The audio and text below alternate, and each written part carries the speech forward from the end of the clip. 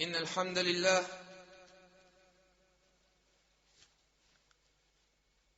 نحمده ونستعينه ونستغفره ونعوذ بالله تعالى من شرور أنفسنا ومن سيئات أعمالنا من يهده الله فلا مضل له ومن يضلل فلا هادي له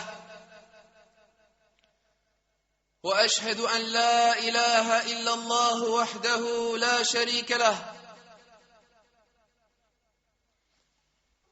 وأشهد أن نبينا محمدا عبد الله ورسوله. Toutes les louanges appartiennent à Allah. Nous le louons, nous cherchons son assistance et nous implorons son pardon. Et nous cherchons refuge auprès d'Allah contre le mal qui peut provenir de nous-mêmes et contre le mal qui peut provenir de nos mauvaises actions. Celui qu'Allah guide ne sera point égaré.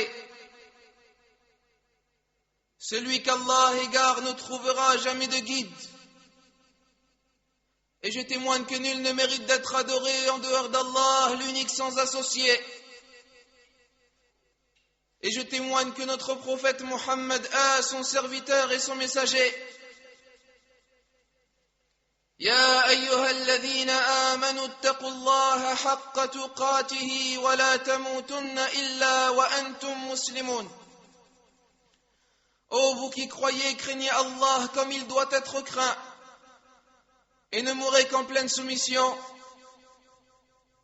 يا أيها الناس اتقوا ربكم الذي خلقكم من نفس واحدة. Ô vous les gens, craignez votre Seigneur qui vous a créé d'un seul être. وخلق منها زوجها. Et qui a fait répandre et qui a créé de celui-ci son épouse. وبث منهما رجالا كثيرا ونساء. Et qui a fait répandre de ces deux-là beaucoup d'hommes et de femmes sur terre. واتقوا الله الذي تساءلون به والأرحام. Et craignez Allah au nom duquel vous vous implorez les uns les autres et craignez de rompre les liens du sang. Inna Allah kana alaykum raqiba. Certes Allah vous observe parfaitement. Ya ayyuha alladhina amanu ittaqullaha wa qulu qawlan sadida. Ô vous qui croyez, craignez Allah et parlez avec droiture. Yuslih lakum a'malakum. Afin qu'il améliore vos actions. ويغفر لكم ذنوبكم. Et qu'il vous pardonne vos péchés. ومن يطع الله ورسوله فقد فاز فوزا عظيما. Et quiconque obéit à Allah et à son messager obtient certes une grande réussite. ومن يطع الله ورسوله فقد فاز فوزا عظيما. Et quiconque obéit à Allah et à son messager obtient certes une grande réussite. أما بعد فإن أصدق الحديث كتاب الله وخير الهدي هدي محمد صلى الله عليه وسلم وشر الأمور محدثاتها وكل محدثة في هذا الدين بدعة وكل بدعة ضلالة وكل ضلالة في النار. Ensuite, certes, la parole la plus véridique est le livre d'Allah. Et la meilleure des voies à suivre est la voie de Muhammadin sallallahu alayhi wa sallam. Et la pire des choses est la nouveauté. Toute nouveauté dans cette religion est innovation. Toute innovation est égarement. Et tout égarement mène à l'enfer. Ummat al-Islam, ô toi la communauté musulmane, après l'arrivée d'une nouvelle année hégirienne, après l'arrivée de cette nouvelle année, et en regardant et en observant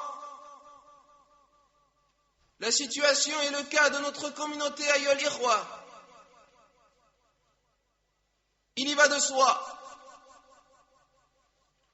que cela ne fait pas partie de la jurisprudence al-fiqh, ni de la sagesse al-hikmah, ni de la responsabilité al-amana, mais ce serait et cela ferait plus partie de la trahison al-khiyana, que les gens de science ahlul ilm et que les gens qui prêchent à Allah tabaraka wa ta'ala et que les savants al-ulama et les étudiants de sciences religieuses talabatul ilm et que ceux qui ordonnent le convenable et qui interdisent le blâmable soient dans un monde et que le reste de la communauté,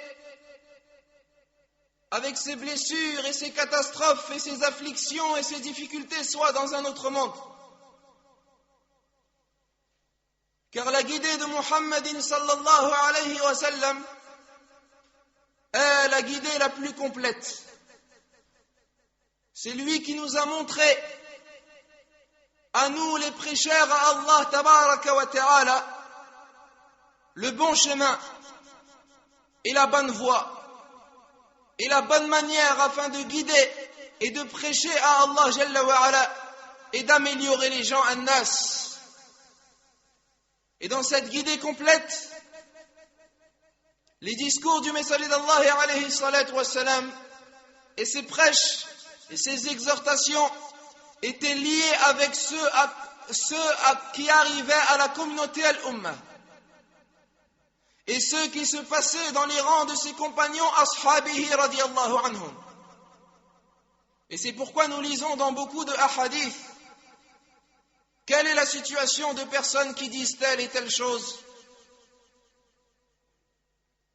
Naam. Et le prophète alayhi salatu wassalam ainsi ne se contentait pas de dire cela assis ou bien debout, mais il se plaçait sur al-minbar en dehors du discours du vendredi al-Jumu'ah. Et il louait Allah tabaraka wa ta'ala, puis il expliquait ce que devaient accomplir les gens dans ce qui satisferait Allah jalla wa ala. Ainsi, ayyuha al-ikhwatul kiram, nous ne parlerons pas aujourd'hui de la suite de notre série noble et bénie Taysir al-Ibadat, l'explication simplifiée des adorations. Et nous terminerons pas cette série par le dernier discours qui consistait à parler des gens qui étaient en mérite de recevoir l'argent de l'aumône obligatoire à zakat. Par quoi commencer, ayyuha al-ikhwa?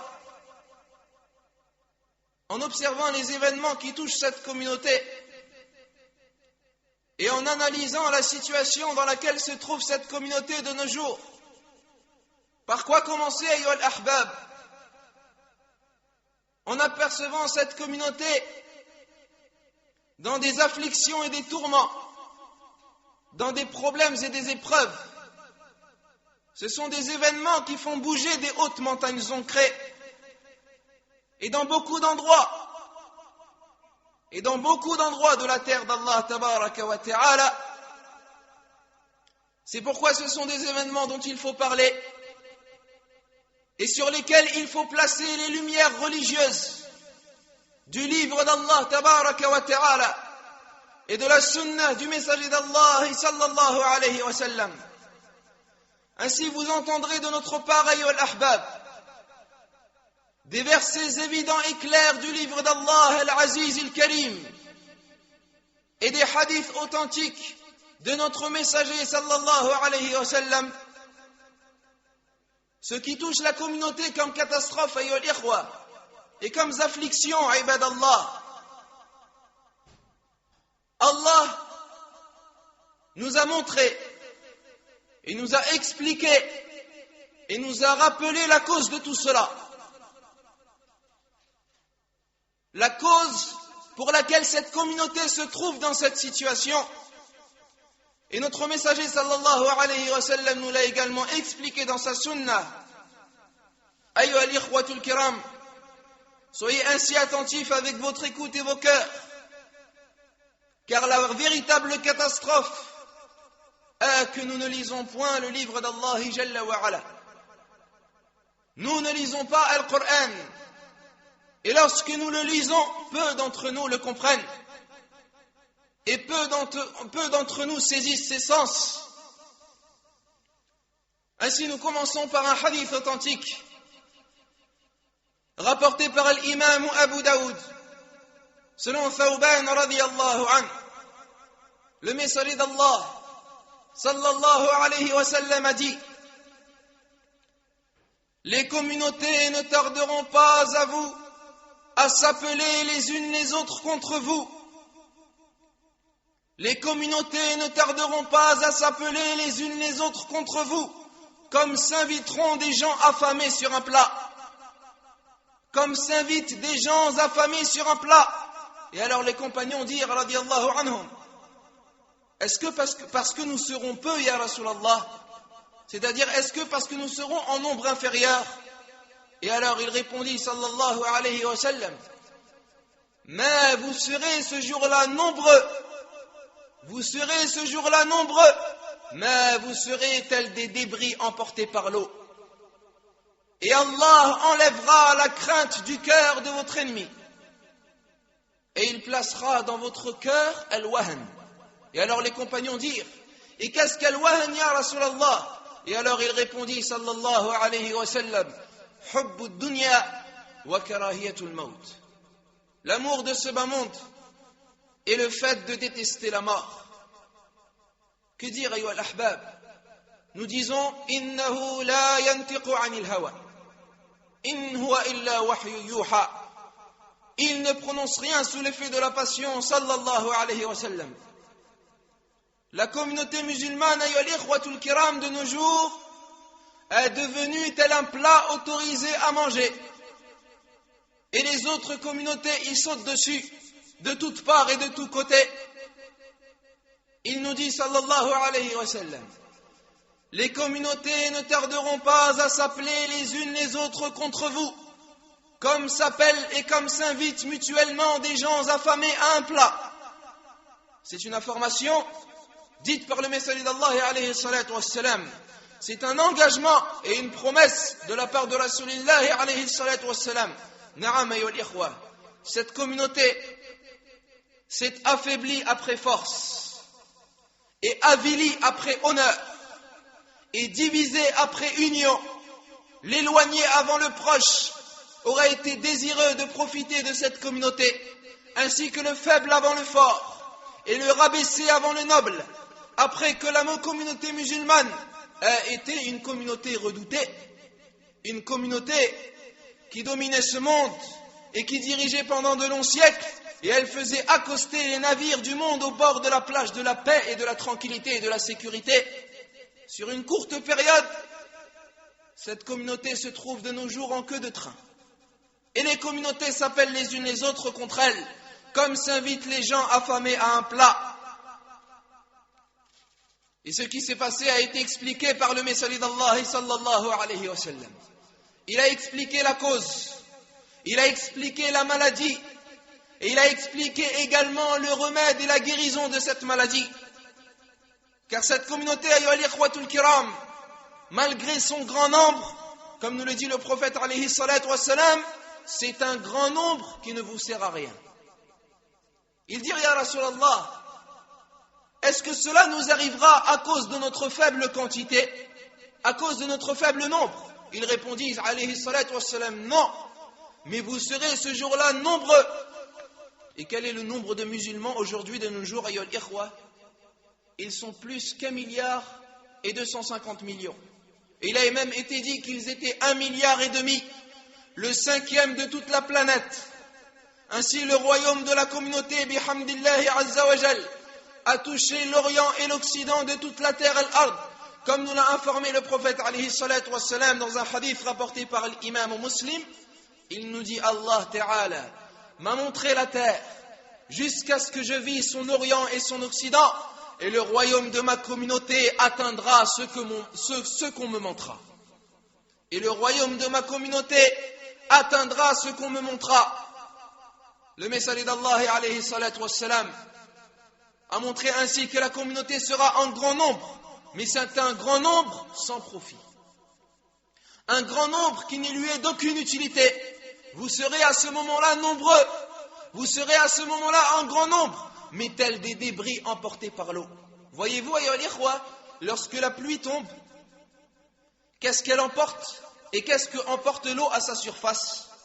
Elle emporte tous ces débris, ces petites branches d'arbres et ces feuilles décomposées, tous ces débris. Voyez-vous le nombre de ces débris et le nombre de ces petites feuilles? Tel est un grand nombre. L'être humain ne peut les compter. Eh bien, le prophète sallallahu alayhi wa sallam a comparé le nombre de cette communauté de notre époque à tous ces débris. Ce sont des débris d'aucune utilité. Ils n'arrêtent pas un cours d'eau. Ils ne rassisient pas une chèvre. Ils n'entraînent rien. Et ils ne profitent rien. C'est un grand nombre sans baraka, sans bénédiction. Un grand nombre sans force, sans puissance. Un grand nombre de personnes, mais découragées et faibles, et rabaissées, et avilis. Mais vous serez ce jour-là nombreux. Mais vous serez tels des débris emportés par l'eau. 1,5 milliard. 1,5 milliard parmi les musulmans al-muslimoun, en ce monde étonnant. Et les musulmans ne peuvent même pas arrêter une claque sur leur visage. Na'am ayyuha al-ikhwa, un nombre sans utilité. Et le prophète alayhi salatu wassalam nous montre bien que cette communauté ne pourra bénéficier du secours d'Allah tabaraka wa ta'ala et de son soutien, non par son grand nombre ni par sa force. Les musulmans et les musulmans devraient lire leur belle histoire et devraient se remémorer de leur passé historique. Cette communauté n'a obtenu le soutien et le secours d'Allah tabaraka wa ta'ala qu'avec la bonne croyance profonde à l'aqidatu sahiha. Elle n'aura obtenu l'aide et le soutien d'Allah jalla wa ala qu'avec son attachement à la religion et son attachement à la sunnah de son messager sallallahu alayhi wa sallam. Et maintenant, revenons à la biographie de notre prophète alayhi salatu wa sallam et au passé et au récit des compagnons as-sahabatu radiyallahu anhum. Combien étaient les associateurs al-mushrikoun le jour de Badr? Ils étaient plus que 1000.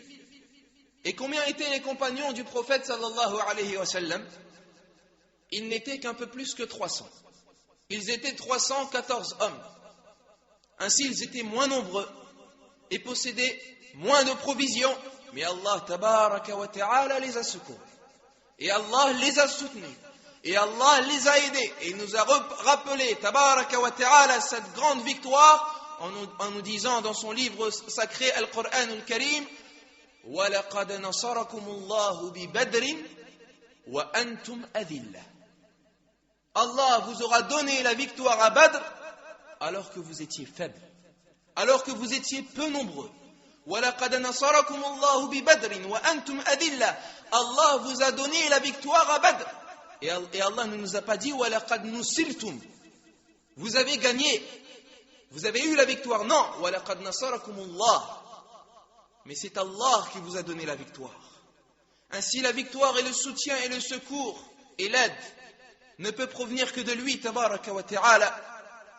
Comme Allah jalla wa ala nous dit: وَمَا النَّصْرُ إِلَّا مِنْ عِنْدِ اللَّهِ الْعَزِيزِ الْحَكِيمِ. Et il n'y a de victoire que de la part d'Allah, le puissant, le sage. Et le jour de Hunayn, le jour où les musulmans regardèrent leur grand nombre, ils étaient plus que 12 000 musulmans, 10 000 provenant d'Al-Madina et 2 000 rentrés dans l'islam depuis peu. Le messager d'Allah alayhi salatu wassalam sortit avec eux dans la vallée d'Al-Hunayn afin de rencontrer Ratafan et afin de combattre Taif ou Thaqif. Certains compagnons sont allés dire: alors, aujourd'hui, nous ne nous ferons pas battre à cause de notre faible nombre, puisque nous sommes nombreux. Aujourd'hui, nous ne nous ferons pas battre à cause de notre faible nombre. Et ils pensèrent que le nombre était ce qui ferait pencher le combat. Et la leçon fut dure pour ses compagnons. Lorsque le messager d'Allah alayhi salatu wassalam atteignit cette vallée étroite, les ennemis alors percèrent les musulmans avec leurs flèches. Ils vinrent de toutes parts et à cet instant les gens se dispersèrent.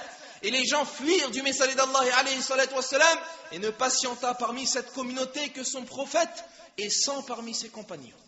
La leçon fut dure ainsi pour les compagnons et pour ceux qui les succédèrent jusqu'au jour de la résurrection, ila yawm al-qiyamah. Comme Allah nous dit, Allah vous a déjà secouru en plusieurs endroits. Et rappelez-vous le jour de Hunayn, quand vous étiez fiers de votre grand nombre et que cela ne vous a servi à rien. La terre, malgré son étendue, vous devint bien étroite.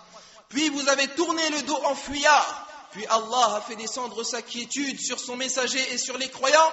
Et il fit descendre des troupes, c'est-à-dire les anges que vous ne voyez point. Et châtia ceux qui ont mécru, telle est la rétribution des mécréants.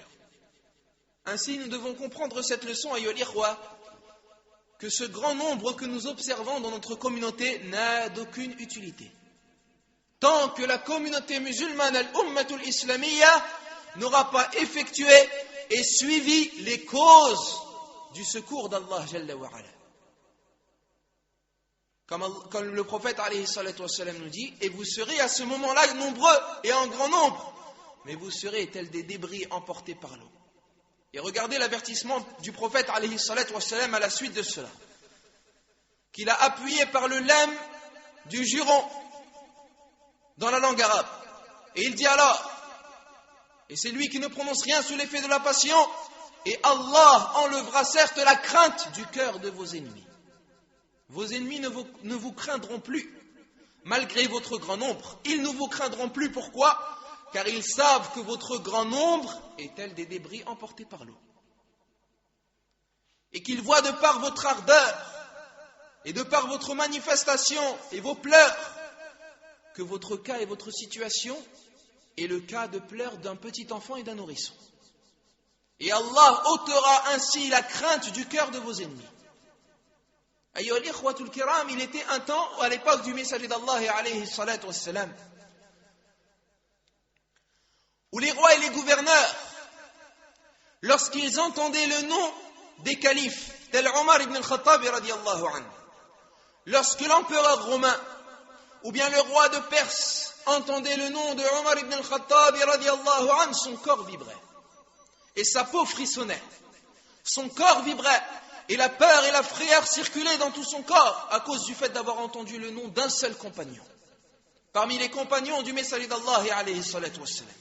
Voici un homme tel une communauté, et voilà une communauté tel un zéro. Naam. Et Allah enlèvera ainsi la crainte du cœur de votre ennemi. Et Allah placera dans vos cœurs al-wahan. Et quelle est cette maladie al-wahan? Nas'alullah as-salamata wal afiyah, une grande maladie destructrice et dévastatrice. Allah placera dans vos cœurs al-wahan jaza'an wifaqa, une rétribution équitable. Et c'est une information qui a été donnée par le prophète alayhi salatu wassalam concernant sa communauté, alors que c'est lui, le tout miséricordieux envers cette communauté. Et Allah placera dans vos cœurs al-wahan. Et alors les compagnons dirent, wa mal wahanu ya Rasulallah. Et qu'est-ce qu'al-wahan ya Rasulallah? Il répondit, hubbud dunya wa karahiyatul maut. L'amour de ce bas monde et le fait de détester la mort. L'amour de ce bas monde, le fait de préparer ce bas monde ad-dunya à l'au-delà al-akhirah. De porter les soucis et les tracas et les problèmes de ce bas monde avant les soucis et les tracas et les problèmes de l'au-delà. Et le fait de détester la mort. Et lorsque Aïcha radiyallahu anha n'a pas compris le cas de rencontrer Allah, lorsque le prophète alayhi salatu wassalam dit, celui qui désire rencontrer et la rencontre d'Allah, Allah désirera sa rencontre. Et celui qui déteste la rencontre d'Allah, Allah détestera sa rencontre. Et alors Aïcha radiyallahu anha, et le hadith est dans le recueil authentique de l'imam al-Bukhari, dit alors au prophète alayhi salatu wassalam, est-ce le fait de détester la mort, ya Rasulallah? Tous parmi nous détestent la mort. Et alors il répondit, non, ya Aïcha, le croyant al-mu'min, lorsque la mort lui arrive, ainsi la rencontre d'Allah, qu'Allah, lorsque la mort lui arrive, Allah lui a donné ainsi la bonne nouvelle d'entrer au paradis et de recevoir sa satisfaction. Il désire ainsi la rencontre d'Allah et Allah désire ainsi sa rencontre. Et le mécréant al-kafir, lorsque la mort lui arrive et qu'il voit la colère d'Allah et son châtiment, il déteste la rencontre d'Allah et Allah déteste sa rencontre. Allah placera dans vos cœurs al-wahan. Et il dirait, qu'est-ce que le wahan ya Rasulallah? Il répondit alayhi salatu wassalam, hubbud dunya wa karahiyatul maut. L'amour de ce bas monde et le fait de détester la mort. La plupart des musulmans, ya l'ikhwa, détestent la mort et aiment ce bas monde ad-dunya, sont attachés à cette vie présente et désirent vivre éternellement et ne jamais quitter ce bas monde ad-dunya. C'est pourquoi le prophète alayhi salatu wassalam a juré, comme il a été rapporté dans les deux recueils authentiques, il nous dit sallallahu alayhi wa sallam, Walladhi nafsi biyadihi, par celui qui détient mon âme dans sa main, ce n'est pas la pauvreté que je crains pour vous. Ce n'est pas la pauvreté que je crains pour vous. Le prophète alayhi salatu wassalam n'a pas eu peur pour sa communauté de la pauvreté. Il n'a pas eu peur pour elle de la nécessité et du besoin. Il leur dit: Wallahi, ce n'est pas la pauvreté que je crains pour vous, mais j'ai peur que ce bas monde vous soit étendu, comme il a été étendu à ceux qui vous ont précédés, et que vous vous concurrencerez alors comme ils se sont concurrencés, et il vous détruira alors comme il les a détruits. Jusqu'à quand, ayyuhal ikhwa, allons-nous être ainsi? Jusqu'à quand la communauté musulmane subira ces afflictions? Jusqu'à quand la communauté musulmane restera rabaissée et humiliée et inférieure dans cet état d'humiliation et de rabaissement? Ce qui se passe, ayyuhal ikhwa, n'est qu'une conséquence de cause. Ce que nous décrit le prophète alayhi salatu wassalam dans cet étonnant hadith, le hadith de Thawban radiyallahu anhu, ce qui s'est passé autrefois, et il se passera également dans plusieurs années. Na'am ayyuhal ikhwatul kiram, car cette communauté ne se réveille et ne se lèvera vers Allah Jalla wa Ala qu'en subissant ce genre de situation. Quand est-ce qu'allons-nous comprendre ainsi l'exhortation? Quand est-ce qu'allons-nous nous soucier? Et allons-nous nous remettre en cause?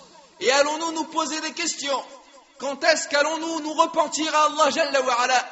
Quand est-ce qu'allons-nous revenir à cette religion d'Allah Jalla wa Ala? Quand est-ce qu'allons-nous nous rabaisser devant notre Seigneur et obéir à Allah et s'attacher à notre religion et à la sunna du messager d'Allah alayhi salatu wassalam? Et Allah placera dans vos cœurs al-wahan, et ils dirent: wa mal wahanu ya Rasulallah. Et qu'est-ce qu'al wahan ya Rasulallah? Il répondit: hubbud dunya wa karahiyatul maut. L'amour de ce bas monde et le fait de détester la mort. Ce qui se passe, ibadallah, se résume à une seule parole dans le livre d'Allah Jalla wa Ala. Car la meilleure parole est la plus courte, et celle qui guide le plus est celle qui montre. Les musulmans et les musulmans, ayyuhal ikhwa, lorsqu'ils ont perdu lors de la bataille de Uhud, le prophète alayhi salatu wassalam était avec eux. Le meilleur des prophètes, la meilleure des créatures, le meilleur des messagers, le plus aimé auprès d'Allah Jalla wa Ala, était avec ses compagnons lorsqu'ils perdirent la bataille de Uhud. Pourquoi Allah ne leur a pas donné la victoire? Alors qu'il y a dans leurs troupes le meilleur des prophètes, le plus aimé d'Allah Jalla wa Ala, pourquoi Allah ne leur a pas apporté le soutien et l'aide et le secours? Lors de la bataille de Uhud, ayyuhal ikhwa, le messager d'Allah alayhi salatu wassalam, avant de commencer le combat, a installé 50 archers sur une montagne. Et il leur dit, et il leur ordonna sallallahu alayhi wa sallam, de rester sur cette montagne. De rester sur cette montagne quoi qu'il se passe. De rester sur cette montagne jusqu'à ce qu'il leur dise d'en descendre. Un ordre de Rasulillah, du messager d'Allah alayhi salatu wassalam. Puis la bataille commença. Et les musulmans rentrèrent dans le rang des associateurs al-mushrikin. Et Allah tabaraka wa ta'ala apporta son soutien et sa victoire aux musulmans al-muslimoun. Et alors les associateurs retournèrent et partirent et s'en allèrent et fuyèrent ainsi et retournèrent le dos. Ainsi, lorsque les archers se trouvant sur cette montagne aperçurent la victoire, aperçurent les musulmans vaincre leur ennemi et gagner sur leur ennemi et gagner sur les associateurs, ils se dirent: voilà qu'Allah Jalla wa Ala nous a apporté la victoire, et voilà qu'il est venu le temps de partager le butin al-ghanim et les trésors et les richesses que nous avons gagnés lors de cette victoire. Ainsi, nous pouvons ainsi descendre aujourd'hui et maintenant pour partager avec nos frères le butin al-ghanim. 40 parmi les archers descendirent de cette montagne afin de partager avec leurs frères le butin al-ghanim. Que se passa-t-il? Khalid ibn Walid, qui n'était pas encore converti à l'époque, aperçut cela, aperçut la descente des archers. Il prit avec lui une troupe et il fit le tour de la montagne. Et il surprit alors les troupes des musulmans par l'arrière. Les musulmans ainsi furent effrayés. Un associateur parmi les associateurs lança ainsi l'appel: Inna Muhammad qad qutil. Certes, Muhammad est mort. Alors les musulmans s'effrayèrent, et les musulmans eurent peur, et ils se divisèrent, et ils s'enfuirent, et ils quittèrent le messager d'Allah alayhi salatu wassalam, et ils s'échappèrent dans les gorges des montagnes. et dans les gorges de la montagne de Uhud. Moururent 70 parmi les compagnons. Fut blessé sur son visage le messager d'Allah alayhi salatu wassalam. Pourquoi? Pourquoi Allah Jalla wa Ala aura voulu faire mourir parmi les meilleurs des compagnons du messager d'Allah alayhi salatu wassalam, mais parmi eux Hamza ibn Abd al-Muttalib? Pourquoi Allah Jalla wa Ala a voulu que le visage de son plus aimé prophète sallallahu alayhi wa sallam fut blessé, son bien-aimé et son messager est la meilleure de ses créatures? Car les archers ont désobéi au messager d'Allah alayhi salatu wassalam. Il a voulu nous montrer Rasulallah, et il a voulu nous montrer Allah tabaraka wa ta'ala par cette leçon et par cette morale et par ce cours qui se passera lors de la bataille de Uhud, qu'avec une seule désobéissance et un seul péché, Allah ne leur a pas donné la victoire. Allah ne leur a pas donné le secours, et Allah ne les a pas soutenus, et Allah ne les a pas aidés à cause d'une seule désobéissance. Alors qu'en est-il de notre communauté? Qu'en est-il de notre situation? Qu'en est-il de notre état? Lorsqu'arrivent des catastrophes à notre communauté, lorsqu'arrivent des malheurs à cette communauté, les musulmans de nos jours fêtent la bonne année et se distraient avec le Père Noël et s'offrent des cadeaux et se félicitent et passent leurs soirées dans des bars et des discothèques. Pensez-vous qu'Allah amènera la victoire? Alors qu'avec une seule désobéissance de la part de compagnons, des personnes parmi les plus nobles des personnes auprès d'Allah Jalla wa Ala, une seule désobéissance du messager d'Allah alayhi salatu wassalam, pensez-vous qu'Allah nous apportera le soutien et le secours et nous aidera et nous soutiendra dans nos problèmes et nos afflictions, alors qu'il voit les turpitudes et les péchés dans lesquels sont plongés nos musulmans et nos frères musulmans de nos jours? Az-zina, wal-rishwa, wal-riba, l'usure, la fornication, les turpitudes, le mensonge, la trahison. Comment voulez-vous qu'Allah Jalla wa Ala nous apporte le soutien? Comment voulez-vous qu'Allah Jalla wa Ala nous secourt, alors que ce sont des désobéissances avec des désobéissances et des péchés avec des péchés et des péchés? Na'am ayyuhal ikhwatul kiram. Et ainsi Allah tabaraka wa ta'ala, lors de ce récit de la bataille de Uhud, ce récit qui se doit d'être rappelé à chaque discours, afin que les gens comprennent la situation et la solution de sortir de ces problèmes et de ces afflictions. Allah tabaraka wa ta'ala dit alors et révéla le verset: Hatta idha fashiltum wa tanaza'tum fil amr wa 'asaytum min ba'di ma arakum ma tuhibbun. Jusqu'au moment où vous avez fléchi, en parlant des archers de la bataille de Uhud, jusqu'au moment où vous avez fléchi, et vous vous êtes disputé quant à l'ordre donné du prophète alayhi salatu wassalam, et vous avez désobéi après qu'il vous eut montré la victoire que vous aimez, c'est-à-dire le butin al-ghanima. Minkum ma yuridu ad-dunya wa minkum ma yuridu al-akhirah. Il y en a parmi vous qui désirent la vie d'ici-bas, et il y en a que parmi vous qui désirent l'au-delà. Thumma sarafakum anhum liyabtaliyakum wa laqad afa ankum wallahu dhu fadlin 'ala al-mu'minin. Puis il vous a fait reculer devant eux afin de vous éprouver. Certes, Allah vous a pardonné et Allah est détenteur de la grâce envers les croyants. Ceci est pour qui? Pour les compagnons du messager d'Allah alayhi salatu wassalam. Et ceux qui les succèdent, et nous après eux. Ayyuhal ikhwatul kiram, Allah possède des règles et des traditions qui ne changent pas. Sunnatullah fil khalq, sunnatullah fi ibadih. Des traditions qui ne changeront pas dans le monde entier. وَلَن تَجِدَ لِسُنَّةِ اللَّهِ تَبْدِيلًا وَلَن تَجِدَ لِسُنَّةِ اللَّهِ تَحْوِيلًا.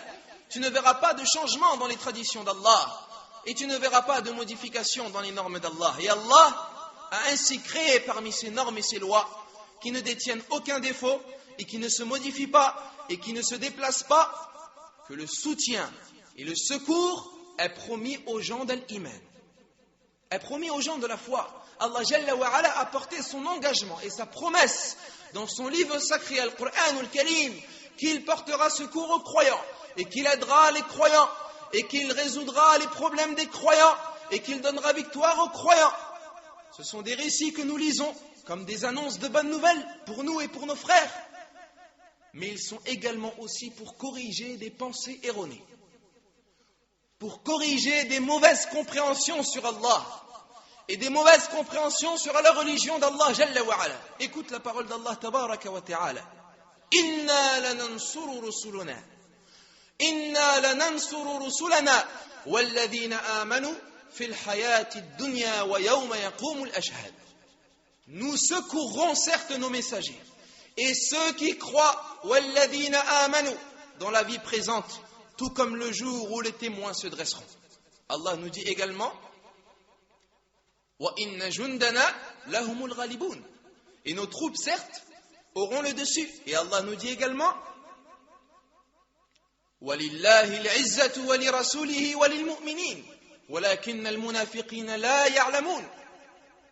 Et c'est à Allah qu'est la puissance ainsi qu'à son messager et ses croyants, mais les hypocrites ne le savent pas. Allah nous dit également wa kana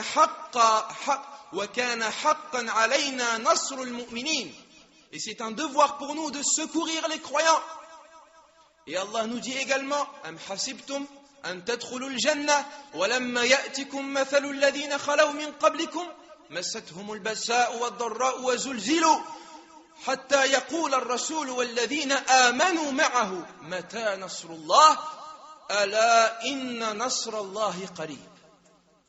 Pensez-vous entrer au paradis alors que vous n'avez pas encore subi des épreuves semblables à celles que subirent ceux qui vécurent avant eux, avant vous? Misère et maladie les ont touchés et ils ont été secoués jusqu'à ce que le messager et avec lui ceux qui avaient cru se fussent écriés: quand viendra le secours d'Allah? Et Allah dit: quoi? Le secours d'Allah est sûrement proche. Naam. Ainsi, ayyuhal ikhwatul kiram, nous devons de nous arrêter sur ces versets et de réfléchir sur ces paroles d'Allah Tabaraka wa Ta'ala que nous venons de lire. Telle est une promesse de la part d'Allah. Tel est un engagement de la part du Seigneur des cieux et de la terre, Rabbul Ardi was Sama. Doutez-vous de sa promesse? Doutez-vous de son engagement? Allah Jalla wa Ala nous a promis son aide, nous a promis son soutien, nous a promis son secours. Ya ahl al-iman, ô vous les gens de la foi, ya ahl al-iman, Allah vous a promis la guidée al-hidayah.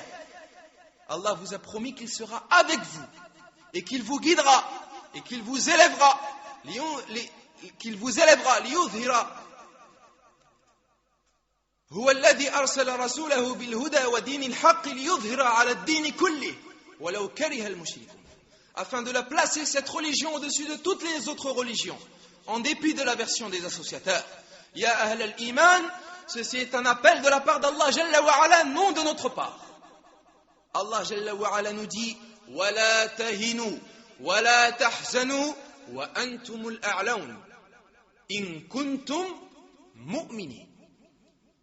Ne vous laissez point battre, ne vous affligez pas, ne vous attristez pas, mais certes vous êtes les supérieurs, condition si vous êtes croyants.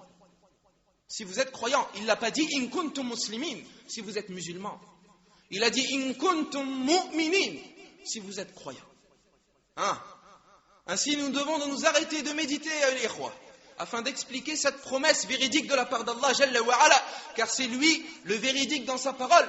وَمَنْ أَصْدَقُ مِنَ اللَّهِ قِيلًا وَمَنْ أَصْدَقُ مِنَ اللَّهِ حَدِيثًا.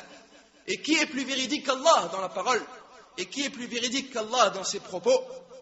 Naam. Ainsi la réponse, ayyuha les musulmans, est que les gens qui ont la foi al-iman, avec laquelle la promesse d'Allah Jalla wa Ala a été engagée en ce qui concerne le soutien et l'aide et le secours d'Allah Jalla wa Ala, n'a pas la foi al-iman qui se trouve dans nos cœurs aujourd'hui. Les gens qui ont la foi al-iman, dont Allah Jalla wa Ala a promis le secours et l'aide et le soutien et la victoire, n'est pas cette foi al-iman qui se trouve dans le cœur de moi et de vous aujourd'hui. Les gens qui ont la foi, avec laquelle la promesse de la victoire et de la guidée d'Allah Jalla wa Ala, n'est pas cette foi qui se trouve en nous. Et ceci n'est pas le fait de douter de l'âme, mais wallahi c'est la vérité, ayyuhal ikhwa. Et il n'y a aucun doute à cela, car la promesse d'Allah est vérité. Et lorsqu'Allah promet une chose, celle-ci se produit, sans aucune ombre d'un doute. Elle se produit au moindre instant et le plus rapidement possible. Et si cela ne se produit pas, comme de nos jours, le problème est dans le fait de ne pas avoir réuni les causes et les conditions à cela. Ce n'est pas dans la promesse d'Allah Jalla wa Ala. Comme Allah Tabaraka wa Ta'ala nous dit, Kam min fi'atin qalila, ghalabat fi'atan kathira bi'idhnillah. Combien de fois une troupe peu nombreuse aura vaincu une troupe très nombreuse par la volonté d'Allah. Mais une troupe peu nombreuse devant une troupe très nombreuse qui aura cru avec la véritable foi al-iman et qui aura eu la certitude et la conviction al-yaqinu billahi jalla wa ala. Ainsi le secours qu'a obtenu le messager d'Allah alayhi salatu wassalam et ses compagnons as-sahabatu radiyallahu anhum et ses califes al-khulafa ar-rashidin et les imams conquérants dans l'histoire de la communauté musulmane al-ummatul islamiyya, ils l'ont obtenu avec beaucoup de conditions. Une foi complète al-imanul kamil, une foi qui n'est pas mélangée de doute, une foi qui n'est pas mélangée d'hypocrisie, pas une foi faible due au délaissement des obligations al-wajibat, pas une foi faible à cause de commettre les interdits al-muharramat. Et écoutez la parole de l'imam Ibn al-Qayyim rahimahullah ta'ala, car il a eu Allah des paroles uniques au sujet des versets que nous venons de lire. Il nous dit rahimahullah au sujet du verset وَلَا تَهِنُوا وَلَا تَحْزَنُوا وَأَنْتُمُ الْأَعْلَوْنَ إِن كُنْتُم مُؤْمِنِينَ. Et ne vous affligez pas et ne vous attristez pas, mais vous êtes certes les supérieurs si vous êtes croyants. Il dit rahmatullahi alayh, le croyant al-mu'min obtient une supériorité proportionnelle à la foi qu'il aura acquis. Plus sa foi augmente, plus il sera élevé dans ce bas monde ad-dunya et dans l'au-delà al-akhirah. Et dans la parole d'Allah, وَلِلَّهِ الْعِزَّةُ وَلِرَسُولِهِ وَلِلْمُؤْمِنِينَ, et à Allah la puissance ainsi qu'à son messager et aux croyants, وَلَكِنَّ الْمُنَافِقِينَ لَا يَعْلَمُونَ, il nous dit, la puissance est accordée aux croyants proportionnellement à la foi qu'il a en Allah. Et de même pour la suffisance, et de même pour le soutien, et de même pour le fait qu'Allah est avec nous. Wallahu ma'al muttaqin, wallahu ma'al muhsinin. Allah est avec les bienfaisants, Allah est avec les pieux. Tout cela, la victoire d'Allah, le secours d'Allah, le soutien d'Allah, l'aide d'Allah, tout cela sera obtenu proportionnellement et en fonction, et cela dépendra de la foi en Allah Jalla wa Ala. Plus la personne aura foi en Allah, plus la personne sera secourue par Allah Tabaraka wa Ta'ala, le Seigneur des cieux et de la terre. Et est-ce que ainsi, ayyuha al-ikhwa, la situation des musulmans al-muslimoun de nos jours pourrait permettre la descente du soutien d'Allah Jalla wa Ala? La iwallah. Allah Tabaraka wa Ta'ala, ayyuha al-ikhwa, rien ne lui échappe. Rien ne lui échappe. Les plaintes et les cris des musulmans et des personnes âgées et des gens, rien ne lui échappe. Allah écoute tout et observe tout et est au courant de tout. وَعِنْدَهُ مَفَاتِحُ الْغَيْبِ لَا يَعْلَمُهَا إِلَّا هُ وَيَعْلَمُ مَا فِي الْبَرِّ وَالْبَحْرِ وَمَا تَسْقُطُ مِنْ وَرَقَةٍ إِلَّا يَعْلَمُهَا. Naam, c'est lui qui détient les clés de l'invisible. Nul autre que lui ne les connaît. Il connaît ce qui est dans la terre et il connaît ce qu'il y a dans la mer. Et pas une feuille ne tombe sans qu'il ne le sache. Sans qu'il ne le sache. نعم أيها الإخوة الكرام إن الله لا يخفى عليه شيء في الأرض ولا في السماء هو الذي يصوركم في الأرحام كيف يشاء لا إله إلا هو العزيز الحكيم. Rien vraiment ne se cache d'Allah, de ce qui existe dans les cieux et dans la terre. C'est lui qui vous forme dans les matrices comme il le veut. Nul ne mérite d'être adoré en dehors de lui et c'est lui le puissant et le sage. C'est nous ainsi qui avons négligé. C'est nous ainsi qui avons délaissé cette religion. C'est nous ainsi qui avons commis des péchés et des interdictions. C'est de notre faute, ayyuha al-ikhwatul kiram.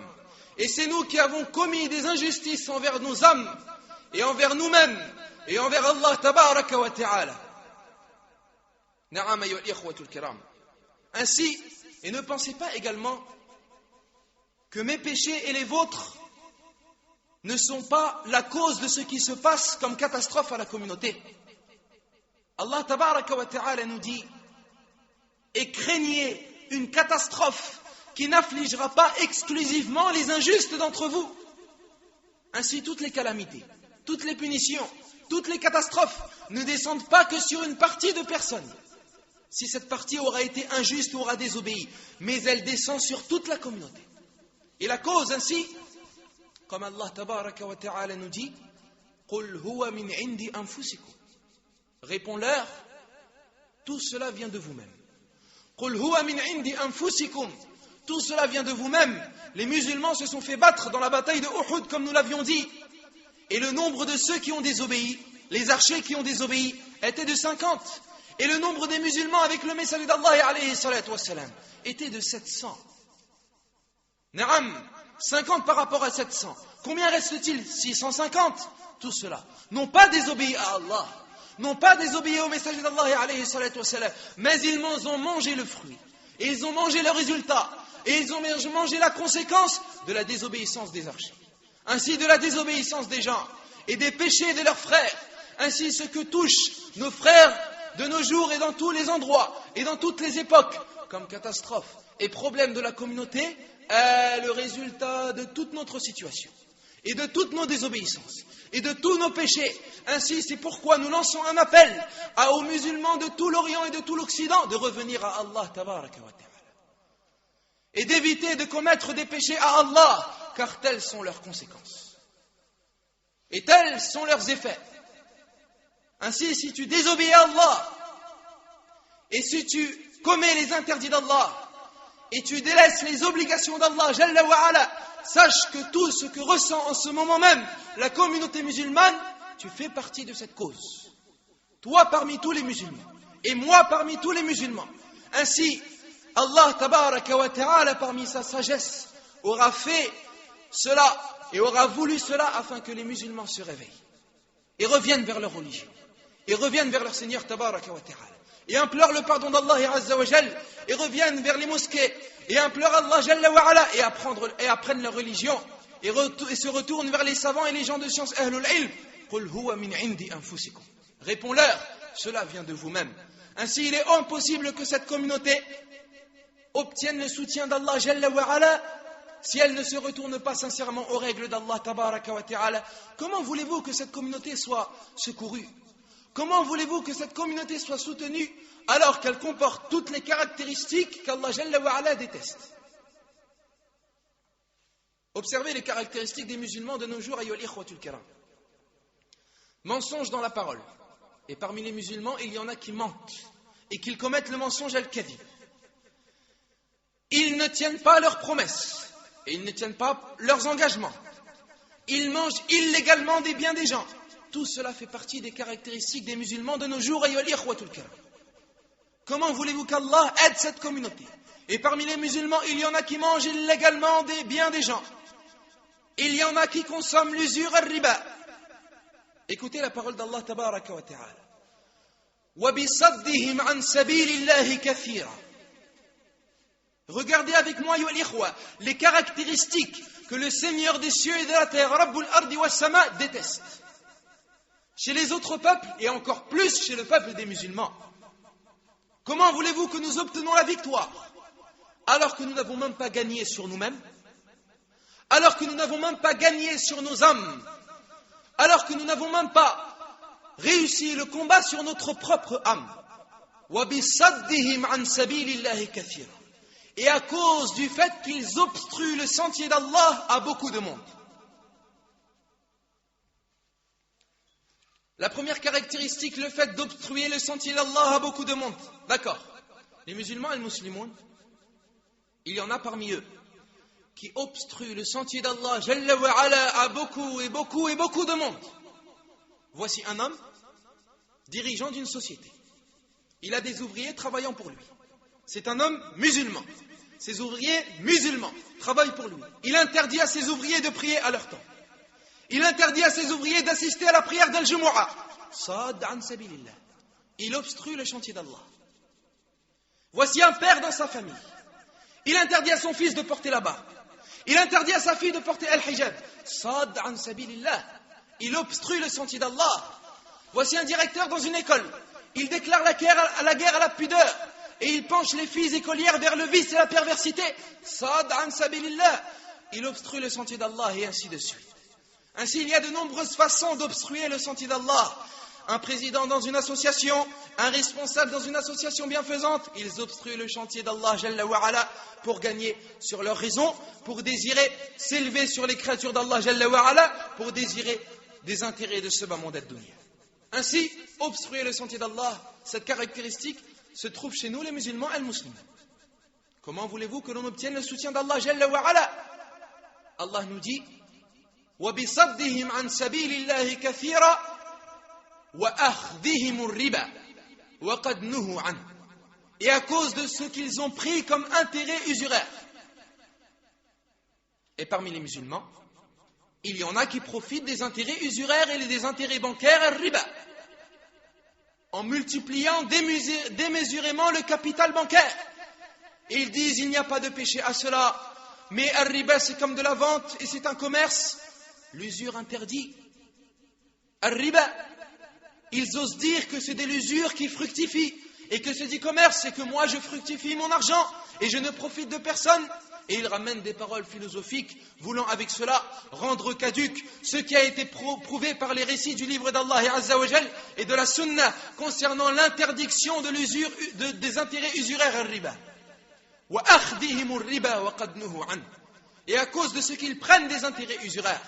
Et nous, parmi les prières al-musallin, parmi ceux qui remplissent les mosquées al-masajid, il y en a qui consomment et qui ont rempli leurs estomacs et leurs ventres des intérêts usuraires al-riba.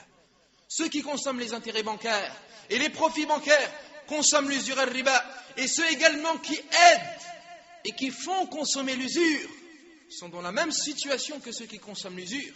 Car le prophète alayhi salatu wassalam a maudit celui qui consomme l'usure et celui qui le fait consommer et celui qui rédige le contrat et les deux témoins. Et il nous dit sallallahu alayhi wa sallam, tous sont identiques, c'est-à-dire sont identiques dans le péché et le châtiment. وَأَخْذِهِمُ الرِّبَا وَقَدْ نُهُوا عَنْهُ وَأَكْلِهِمْ أَمْوَالَ النَّاسِ بِالْبَاطِلِ. Et parce qu'ils mangent illégalement les biens des gens. Et parmi nous, il y en a qui mangent illégalement le bien des gens. Combien de possesseurs d'entreprises profitent du fait que leurs ouvriers n'ont pas leurs papiers en règle et ils profitent de cela afin de les exploiter et ne pas leur donner un salaire convenable. Ou bien il fait travailler quelqu'un et il en profite et il ne lui donne pas son droit. Et il mange illégalement les biens des gens en falsifiant et en trafiquant, falsifiant les contrats d'appartement et d'autres afin de voler un bout de terrain ou une demeure ou autre chose. Et parmi les femmes également, il y en a qui se hâtent à manger illégalement les biens des gens. Voilà par exemple une femme divorcée. Dans les règles religieuses, lorsqu'une femme est divorcée de son mari, elle a le droit d'obtenir une subvention de ses besoins durant la période de l'idda, la période de l'attente. Et cette période doit durer de 3 menstrues. Et si elle est enceinte, on lui donne la subvention de ses besoins jusqu'à ce qu'elle accouche. Puis on donne la subvention pour son enfant. Et ainsi on lui donne cette subvention afin qu'elle allaite son enfant, comme un travail et un salaire pour elle. Et si elle n'est pas enceinte, on lui donne cette subvention, le temps et la période de 3 menstrues, c'est-à-dire de 3 périodes de règles. Et cette femme, divorcée de nos jours, parmi les musulmans al-muslimoun, va alors jusqu'à porter plainte contre l'homme qui l'a divorcée, afin de recevoir une subvention pour toute sa vie. Elle mange illégalement des biens de son ancien mari.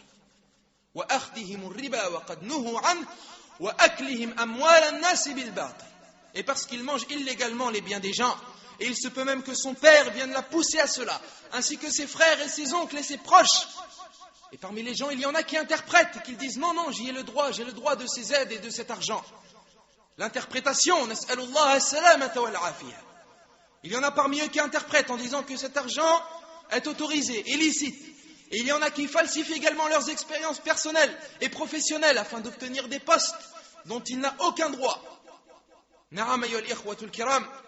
Et nous ne parlerons pas des autres caractéristiques quant au fait de rompre les pactes et de ne pas respecter les engagements et de ne pas tenir les promesses. Et nous ne vous parlerons pas également de la moquerie quant à la religion d'Allah. Il y a parmi les musulmans al-muslimoun qui se moquent de la religion d'Allah Azza wa Jal, qui se moquent de la sunna du messager d'Allah alayhi salatu wassalam. Comment voulez-vous qu'Allah nous soutienne? Comment voulez-vous qu'Allah apporte son secours et son soutien à une communauté qui lui a déclaré la guerre, Jalla wa Ala, et qui a désobéi à ses prescriptions et à ses ordres, et qui a commis les interdictions et qui a plongé dans ses péchés et ses préjudices et ses turpitudes? Ces caractéristiques qui ont été évoquées, ayyuhal ikhwa, nous concernent ainsi, et ainsi aux musulmans al-muslimoun, de revenir vers Allah Jalla wa Ala, en faisant tous leurs efforts pour se désemparer et enlever de leurs âmes et de leur corps et de leurs livres, de leurs actions, toutes ces mauvaises actions et toutes ces mauvaises caractéristiques, et de se repentir à Allah Jalla wa Ala d'un repentir sincère. Car il est impossible qu'un peuple reçoive la victoire contre des gens alors qu'eux-mêmes possèdent ces caractéristiques. Tu leur ressembles également, ya al-ikhwa, ya Abdallah, dans le fait de plonger dans ce bas monde ad-dunya, dans le fait de détester la mort. وَلَتَجِدَنَّهُمْ أَحْرَصَ النَّاسِ عَلَى حَيَاةٍ وَمِنَ الَّذِينَ أَشْرَكُوا يَوَدُّ أَحَدُهُمْ لَوْ يُعَمَّرُ أَلْفَ سَنَةٍ وَمَا هُوَ بِمُزَحْزِحِهِ مِنَ الْعَذَابِ أَن يُعَمَّرَ. Et certes, tu les trouveras les plus attachés à la vie de ce bas monde ad-dunya. Cela fait partie également des musulmans al-muslimoun, dans de nombreuses demeures des musulmans et dans de nombreuses familles parmi les musulmans al-muslimoun.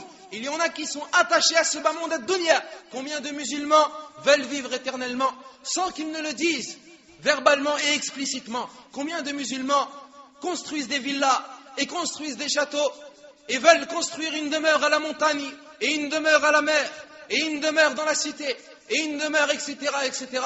Pourquoi? Car ils pensent vivre éternellement. Et ainsi, ils sont attachés à ce bas monde ad-dunya. Tu les ressembles également dans le fait de ne pas tenir tes promesses. Lorsque tu promets quelque chose, tu ne tiens pas ta promesse. Lorsque tu conclus un pacte, tu trahis. Lorsque tu parles, tu mens. Lorsqu'on te fait confiance, tu trahis cette confiance et tu détournes les paroles de leur sens. Tu noues les coups des preuves religieuses. Tu devances la raison au récit, au texte. Tu rapportes des paroles des gens de science qui ne sont pas rapportées sur ces gens de science. Et tu dénigres également les gens de science et les savants, al-ulama. Comment veux-tu qu'Allah Jalla wa Ala te soutienne? Comment veux-tu qu'Allah Jalla wa Ala te soutienne et apporte son soutien et son secours? Et après tout cela, nous voulons la victoire. Et après tout cela, nous voulons être puissants. Après tout cela, nous voulons qu'Allah Jalla wa Ala apporte cet honneur. Allah Jalla wa Ala a honoré cette communauté et a secouru cette communauté et a aidé cette communauté que lorsqu'elle est revenue à son Seigneur. Que lorsqu'elle est revenue au livre d'Allah Jalla wa Ala et à la sunnah du messager d'Allah alayhi salatu wassalam. Naam. Et ainsi nos premiers ennemis, ayyuhal ikhwa, ce ne sont pas les ennemis que vous pensez et que vous entendez dans les médias. Le premier ennemi que tu dois combattre, ya Abdallah, innahu nafs. Elle est ton âme, ya Abdallah. Inna an-nafs la ammaratun bis-su' illa man rahima rabbi. Car l'âme est très incitatrice au mal, à moins que mon Seigneur par miséricorde ne la préserve du péché. Et mon Seigneur est certes pardonneur et très miséricordieux. Et certes, l'imam Ibn al-Qayyim nous dit, parmi les règles d'Allah Jalla wa Ala, est qu'Allah nous dit au sujet du combat. Et écoutez bien, ya l'ikhwa, qatilul ladhina yalunakum. Combattez ceux qui sont près de vous. L'imam Ibn al-Qayyim nous dit, le premier ennemi est celui qui est le plus proche de vous. Innahu nafs. Votre âme est celle qui est la plus proche de vous. Combattez-la. En commettant et en effectuant les obligations d'Allah. Et en se délaissant et en s'éloignant des interdits d'Allah tabaraka wa ta'ala. Comment veux-tu qu'Allah te donne et que tu bénéficies du secours d'Allah Jalla wa Ala alors que tu n'es même pas capable de combattre ton âme afin de te réveiller pour Salat al-Fajr? Alors que tu n'es même pas capable de combattre ton âme afin de te retenir et de ne pas médire sur les gens et de ne pas mentir et de ne pas regarder al-muharramat. Comment voulez-vous, alors que nous ne sommes même pas capables de combattre notre âme, notre nafs? Parmi les caractéristiques également, il y a notre division. Le fait que la communauté al-Ummah est divisée de nos jours. Ces disputes, ces bagarres entre les gens des associations et entre les gens de nationalités différentes, ces disputes entre les sectes égarées, entre ceux qui critiquent les savants, entre ceux qui vont suivre un savant et non un autre, toutes ces disputes sont les causes de notre faiblesse, sont les causes qu'Allah Jalla wa Ala ne veut pas donner son soutien et ni son secours, tabaraka wa ta'ala, car c'est encore une caractéristique qu'Allah déteste. Tahsabuhum jami'a wa qulubuhum shatta. Tu les croirais unis alors que leurs cœurs sont divisés. ذلك بأنهم قوم لا يعقلون.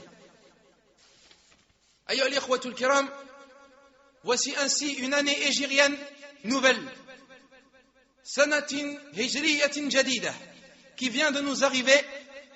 Ainsi voilà une année qui vient de s'écouler et une année qui vient d'arriver. Elle nous a rapprochés de l'au-delà al-akhirah d'une année. Elle nous a éloignés de ce bas monde ad-dunya d'une année. Elle nous a rapprochés d'un paradis arduha ka'ardi as-sama'i wal ard, aussi étendu que les cieux et la terre. Et elle nous a rapprochés également wal'iyadu billah d'un enfer narun taladha. Elle nous a rapprochés de la tombe al-qabr et du rassemblement al-hashr. Quelles sont les actions alors que nous aurons commis et effectuées lors de l'année qui vient d'être s'écoulée?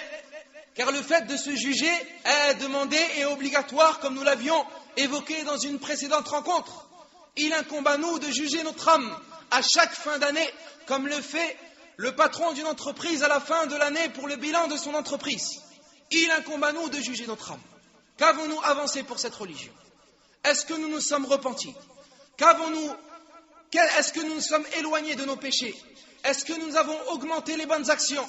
Est-ce que nous avons commis toutes les obligations qu'Allah nous a obligées? Voilà cette nouvelle année hégirienne, ayyuhal ikhwa. Et les populations et les peuples se sont habitués, lorsqu'elles passent d'un temps à un autre et d'une année à une autre, de s'échanger les félicitations, de s'échanger les fleurs et les félicitations. Et nous, ayyuhal ikhwa, qu'est-ce que nous allons échanger? Allons-nous échanger des félicitations en nous disant Kull 'am wa antum bi khayr? Ou bien échangeons-nous des condoléances en regardant le cas de notre communauté, en regardant la situation de notre communauté de nos jours? Ayyuhal ikhwatul kiram, Qul huwa min 'indi anfusikum. Réponds-leur, tout cela vient de vous-même. Tout cela est de notre faute, ayyuhal ikhwatul kiram. Ce sont des claques sur nos visages, ce sont des gifles sur nos têtes, afin que les musulmans se réveillent de leur long sommeil, et afin qu'ils se réveillent et qu'ils se préparent à la rencontre d'Allah Azza wa Jalla. Ne pensez pas que c'est un mal pour nous. Asa an takrahu shay'an wa huwa khayrun lakum. Asa an takrahu shay'an wa yaj'al Allahu fihi khayran kathira. Peut-être que vous le détestez, cet ordre et cette affaire et cette situation, mais Allah tabaraka wa ta'ala fait dans ce cas et cette situation en fait un grand bien. C'est un grand bien pour cette communauté, afin qu'elle se réveille et qu'elle revienne vers Allah tabaraka wa ta'ala et qu'elle revienne vers son Seigneur Jalla wa ala.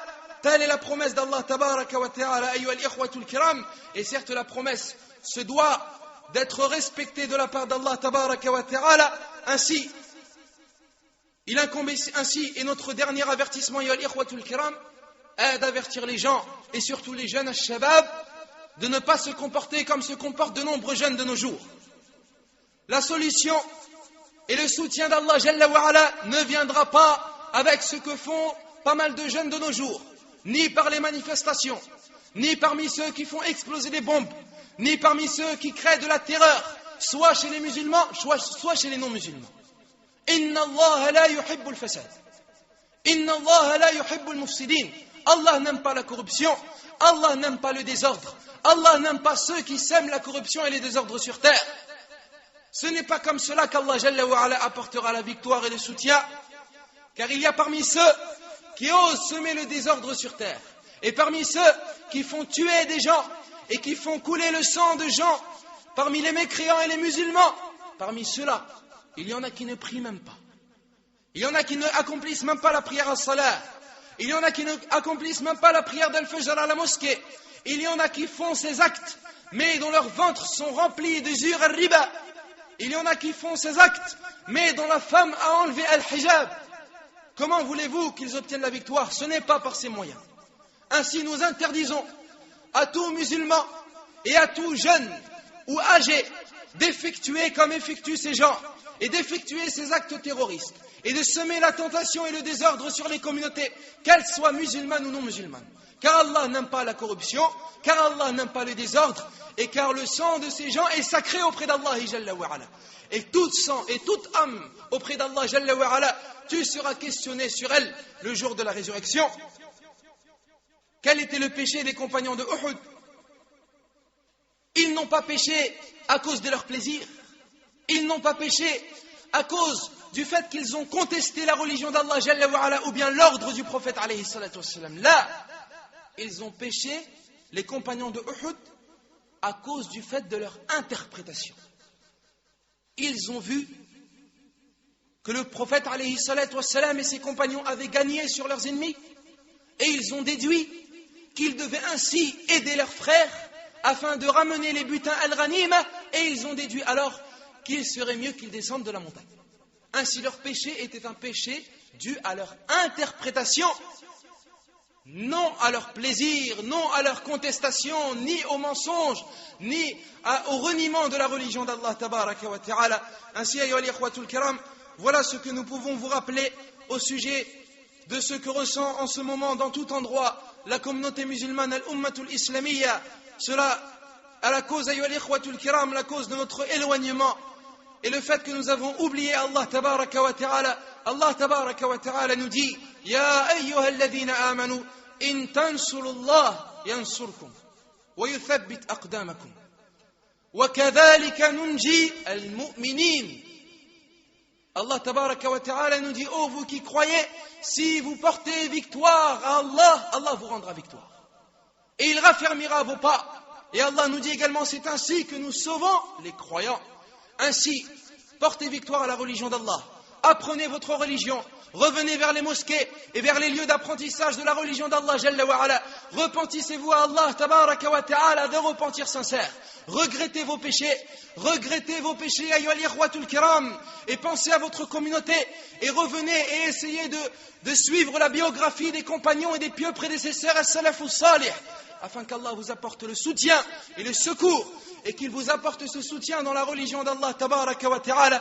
Certes, Allah accomplit et exécute la promesse qu'il a inscrite dans son livre sacré Jalla wa Ala: wa inna jundana lahumul ghalibun wa la yansuranna Allahu man yansur. Allah apportera le soutien à ceux qui lui apportent le soutien, à ceux qui donnent la victoire à Allah tabaraka wa ta'ala. As'alullah Jalla wa Ala bi asma'ihi al-husna wa sifatihi al-ula an yarzuqana an-nasr. Je demande à Allah tabaraka wa ta'ala qu'il nous secourt et qu'il nous apporte la victoire et l'aide et le soutien. Innahu waliyyu dhalika wal qadiru alayh. Lui seul en a la capacité et le pouvoir. Et je tiens à préciser par la même occasion que toute parole véridique de ce prêche ne peut provenir que d'Allah seul, et que toute erreur ou oubli ou omission ne peut provenir que de moi et de Shaitan. Et je demande à Allah tabaraka wa ta'ala qu'il évoque en bien auprès de lui dans les grandes assemblées, et qu'il accorde sa bénédiction et qu'il préserve de tout mal dans ce bas monde ainsi que dans l'au-delà notre noble messager, ainsi que ses bien-aimés, ses compagnons, sa famille et tous ceux qui suivent son chemin et son sentier dans la bienfaisance jusqu'au jour dernier, ila yawmiddin. Et notre dernière invocation, ayyuha al-ikhwatul kiram, que toutes les louanges appartiennent à Allah, le Seigneur de l'univers. Walhamdulillahi rabbil alamin. Innal hamdalillah nahmaduhu wa nasta'inuhu wa nastaghfiruh wa na'udhu billahi ta'ala min shururi anfusina wa min sayyiati a'malina. Man yahdihillahu fala mudilla lahu وَمَنْ يُضْلِلْ فَلَا هَادِيَ لَهُ. Toutes les louanges appartiennent à Allah. Nous le louons, nous cherchons son assistance et nous implorons son pardon. Et nous cherchons refuge contre le mal qui peut provenir de nous-mêmes et contre le mal qui peut provenir de nos mauvaises actions. Celui qu'Allah guide ne sera point égaré, et celui qu'Allah égare ne trouvera jamais de guide. وأشهد أن لا إله إلا الله وحده لا شريك له. Et je témoigne que nul ne mérite d'être adoré en dehors d'Allah, l'unique sans associé. وأشهد أن نبينا محمدا عبد الله ورسوله. Et je témoigne que notre prophète Mohammed est son serviteur et son messager. بلغ الرسالة وأدى الأمانة ونصح الأمة وكشف الله به الغمة. Il a transmis le message qui lui fut confié et il a délivré fidèlement. Il a prodigué des sages conseils à la communauté et il l'a sauvé de la perdition. Allah a déchargé du fardeau notre prophète Mohammed et a exalté pour lui sa renommée. Il a élevé bien haut sa position et a fait que la bassesse, la mesquinerie et le déshonneur soient les attributs de celui qui lui désobéit. يا أيها الذين آمنوا اتقوا الله حق تقاته ولا تموتن إلا وأنتم مسلمون.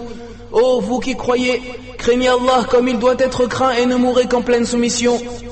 يا أيها الناس اتقوا ربكم الذي خلقكم من نفس واحدة. Ô vous les hommes, craignez votre Seigneur qui vous a créé d'un seul être. وخلق منها زوجها, et qui a créé de celui-ci son épouse. وبث منهما رجالا كثيرا ونساء, et qui a fait répandre sur terre beaucoup d'hommes et de femmes. واتقوا الله الذي تساءلون به والأرحام, et craignez Allah au nom duquel vous vous implorez les uns les autres, et craignez de rompre les liens du sang. Inna Allah kana alaykum raqiba, certes Allah vous observe parfaitement. Ya ayyuhalladhina amanu ittaqullaha wa qulu qawlan sadida.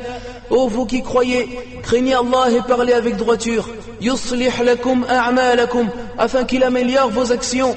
Wa yaghfir lakum dhunubakum, et qu'il vous pardonne vos péchés.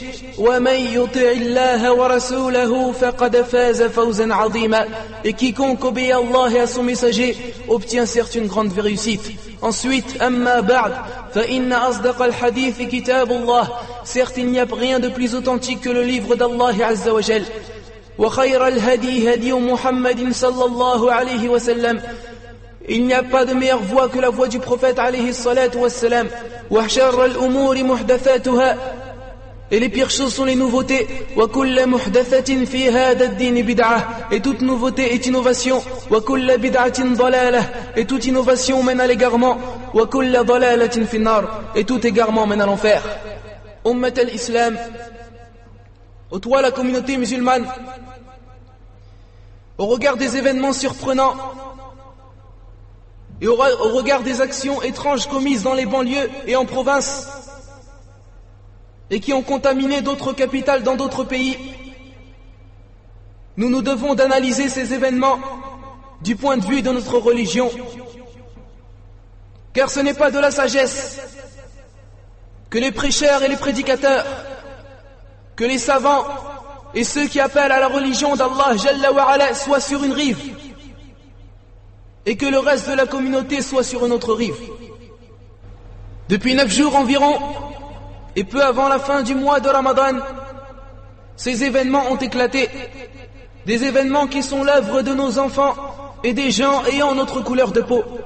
Des événements qui ont ainsi rendu inquiets et qui ont mis en colère un grand nombre de citoyens et qui ont attisé les feux de la haine raciale autour de cette communauté. Les actes commis par ces jeunes de banlieue, en brûlant des voitures, en incendiant des centres commerciaux ainsi que des biens publics, ces événements font-ils partie de l'islam? L'islam les approuve-t-elle ou les condamne-t-elle? Ces actions ne sont considérées par l'islam et par les musulmans qu'en tant que crimes.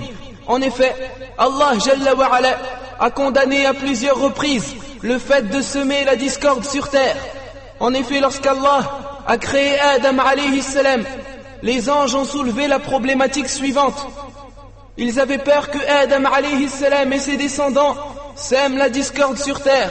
Allah nous dit: وَإِذْ قَالَ رَبُّكَ لِلْمَلَائِكَةِ إِنِّي جَاعِلٌ فِي الْأَرْضِ خَلِيفَةً قالوا أتجعل فيها من يفسد فيها ويسفك الدماء ونحن نسبح بحمدك ونقدس لك. Lorsque ton Seigneur confia aux anges: je vais établir sur la terre un représentant, ils dirent: vas-tu y désigner un qui y mettra le désordre et répandra le sang quand nous sommes là à te sanctifier et à te glorifier? Et c'est pour cette raison que lorsque l'on lit attentivement les textes du Coran et lorsque l'on lit attentivement la sunnah authentique de notre prophète sallallahu alayhi wa sallam, nous nous rendons compte qu'il y a un grand nombre de textes qui mettent en garde le fait de semer la discorde sur terre.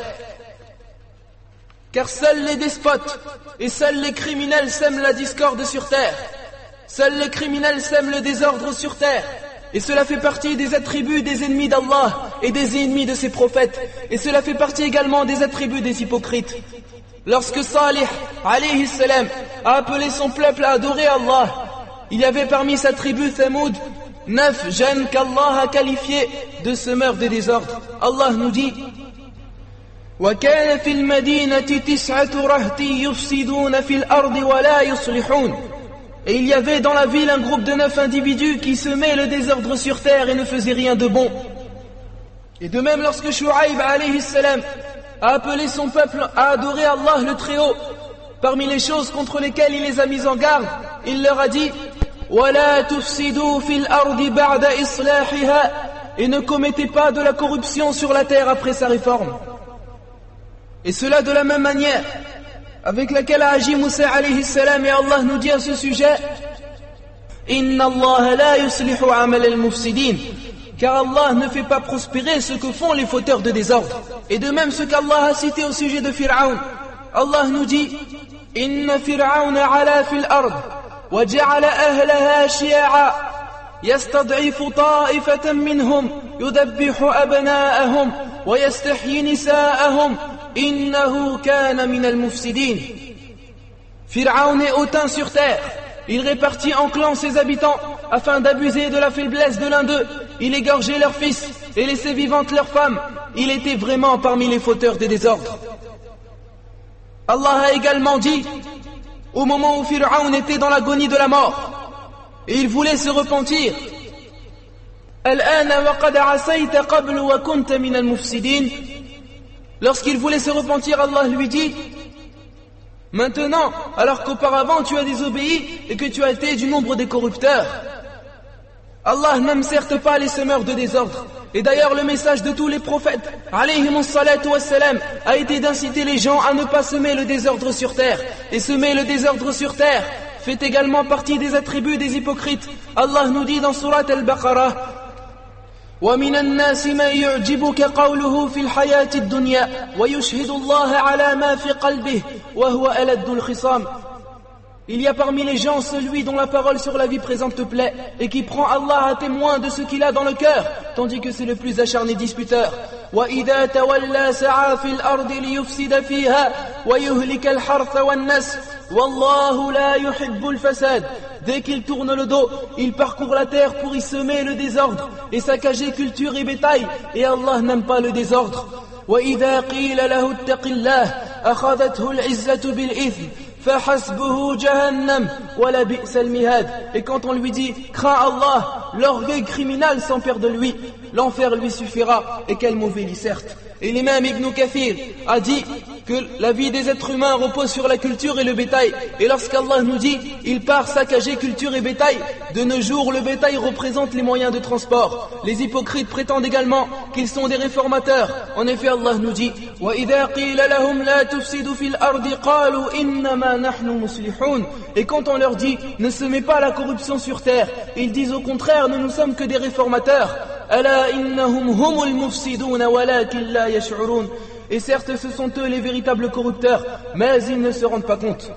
Et Allah nous dit également الَّذِينَ يَنقُضُونَ عَهْدَ اللَّهِ مِنْ بَعْدِ مِيثَاقِهِ وَيَقْطَعُونَ مَا أَمَرَ اللَّهُ بِهِ أَنْ يُوصَلَ وَيُفْسِدُونَ فِي الْأَرْضِ أُولَئِكَ هُمُ الْخَاسِرُونَ. Ceux qui rompent le pacte qu'ils avaient fermement conclu avec Allah et qui coupent ce qu'Allah a ordonné d'unir et qui sèment la corruption sur la terre, ceux-là sont les vrais perdants. Et Allah a menacé également ceux qui sèment le désordre sur terre d'être touchés par sa malédiction et d'être touchés par sa colère. Allah nous dit فَهَلْ عَسَيْتُمْ إِن تَوَلَّيْتُمْ أَن تُفْسِدُوا فِي الْأَرْضِ وَتُقَطِّعُوا أَرْحَامَكُمْ أُولَئِكَ الَّذِينَ لَعَنَهُمُ اللَّهُ فَأَصَمَّهُمْ وَأَعْمَى أَبْصَارَهُمْ. Et si vous vous détournez, ne risquez-vous pas de semer la corruption sur terre et de rompre vos liens de parenté? Ce sont ceux-là qu'Allah a maudit et a rendu sourds et a rendu leurs yeux aveugles. Et Allah nous a également informé que les croyants réformateurs ne pourront jamais être dans le même pied d'égalité avec les semeurs et corrupteurs de désordre. Allah nous dit أَمْ نَجْعَلُ الَّذِينَ آمَنُوا وَعَمِلُوا الصَّالِحَاتِ كَالْمُفْسِدِينَ فِي الْأَرْضِ أَمْ نَجْعَلُ الْمُتَّقِينَ كَالْفُجَّارِ. Traiterons-nous ceux qui croient et accomplissent de bonnes œuvres comme ceux qui commettent du désordre sur terre? Traiterons-nous les pieux comme les pervers?